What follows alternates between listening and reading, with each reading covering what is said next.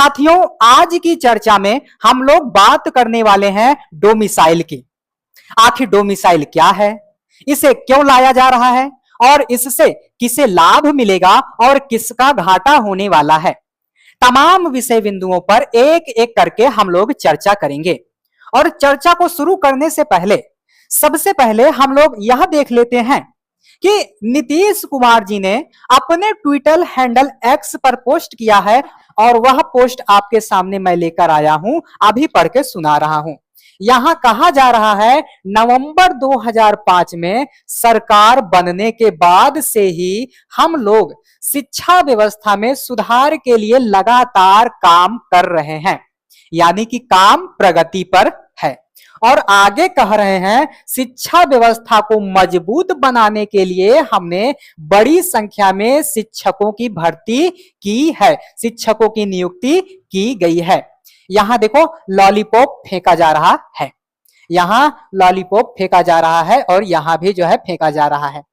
आगे जिस विषय बिंदु को हम लोग आज देखेंगे वह विषय बिंदु होगा डोमिसाइल। तो डोमिसाइल आखिर क्या है, इसको जान लेते हैं।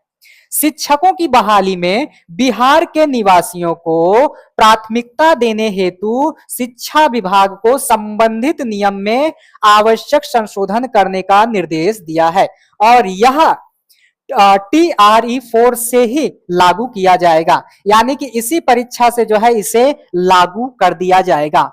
अब बात निकलकर यह आती है कि आखिर डोमिसाइल क्या है।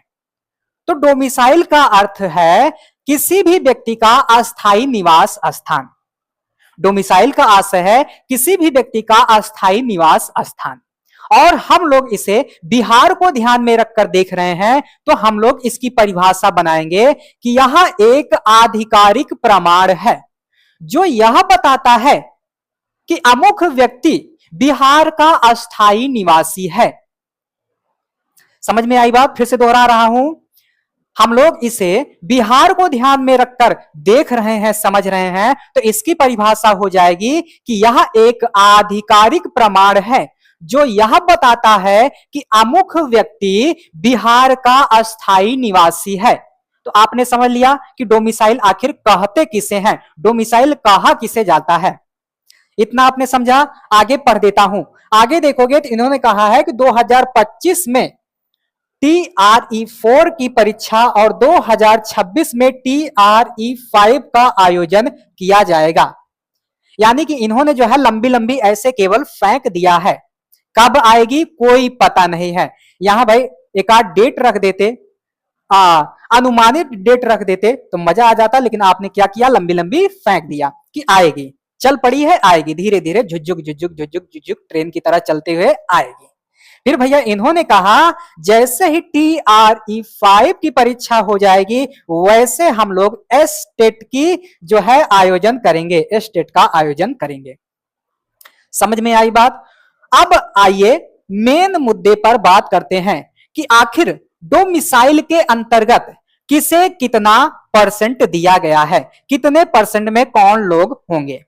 तो आइए देखते हैं। तो देखिए भैया, मान लीजिए 100% हम लोग ले लेते हैं। कितना ले लेते हैं? 100%। हमने 100% लिया। अब 100% में से 50% बिहार के मूल निवासियों के लिए है। इतनी बात समझ में आई। और फिर 10% EWS के लिए हो गया, यानी कि जो आर्थिक रूप से कमजोर हैं उनके लिए।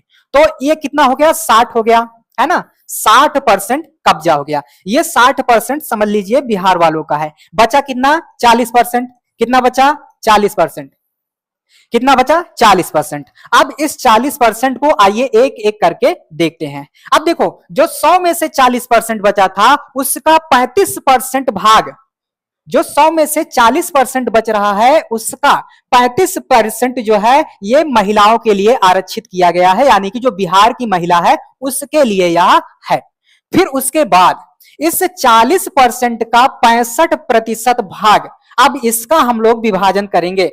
तो 40% का जो 65% भाग है और इस 65% का 40% भाग उनके लिए है जो बिहार से या तो 10वीं पढ़े हैं या तो 12वीं पढ़े हैं। अब वह चाहे जिस भी राज्य के हों, अगर उन्होंने बिहार से 10वीं और 12वीं की परीक्षा पास किया है तो ये उनके लिए है। और फिर 40% का 65% भाग 40% में बढ़ जाता है, फिर बचता है इधर 60, और यही 60% किसके लिए है भैया? You are. यानी कि जैसे अदर राज्य अदर स्टेट वाले होते हैं तो वो जनरल से दूसरे राज्य में फाइट करते हैं, तो ये उनके लिए है। तो आप देख सकते हो कितना बटने के बाद। और अगर मान लीजिए यहां 40 सीट निर्धारित की गई है कि इनके लिए हम 40 सीट दे रहे हैं, मान लीजिए इसमें व्यक्ति कम हुए और 35 सीट पर ही जो है भर सके, तो यहां जो 5 सीट बच रही है उसको यहां ट्रांसफर मार दिया जाएगा। समझ में आ गई होगी बात। एक बार मैं फिर से समझा दे रहा हूं, बड़ा थोड़ा डिफिकल्ट लग रहा होगा, लेकिन एक बार फिर से समझ लो। 100% हमने लिया, 100% का जो 50% भाग है वो केवल बिहार वालों के लिए है, और फिर 10% ईडब्ल्यूएस यानी कि जो आर्थिक रूप से कमजोर हैं उनके लिए। तो कितना हो गया? 60। कितना बच रहा है? 40% बच रहा है। अब जो 40% बच रहा है, इस 40% का 35% भाग जो है ये बिहार की महिला को दे दिया जाएगा, और फिर 65 बच रहा है 40 का।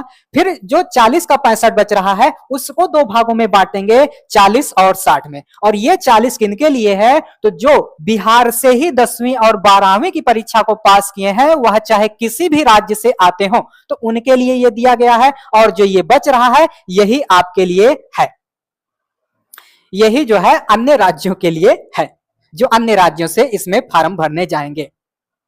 समझ में आई बात। और हां, एक बात तो और, इस वाले में भी जो है बिहार भी रहेगा।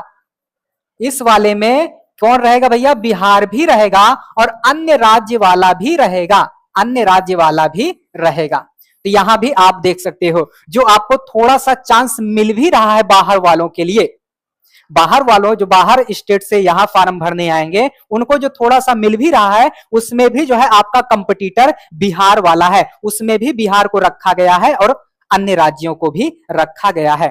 तो डोमिसाइल आने से क्या होगा कि बिहार वाले जो हैं, बिहार के जो अस्थायी निवासी हैं, उनको सबसे ज्यादा फायदा होगा, उनको सबसे ज्यादा फायदा होगा, और उन्हीं को जो है वरीयता देने के लिए बिहार सरकार ने यह कदम उठा रखा है। और इससे किससे घाटा होगा? तो इससे जो अन्य राज्य वाले थे उनको ज्यादा घाटा होगा। खासकर अपना जो यूपी वाला है, ये बिहार में जो है बहुत ज्यादा भागता था, तो इसका जो रास्ता है वो काफी हद तक बंद हो गया।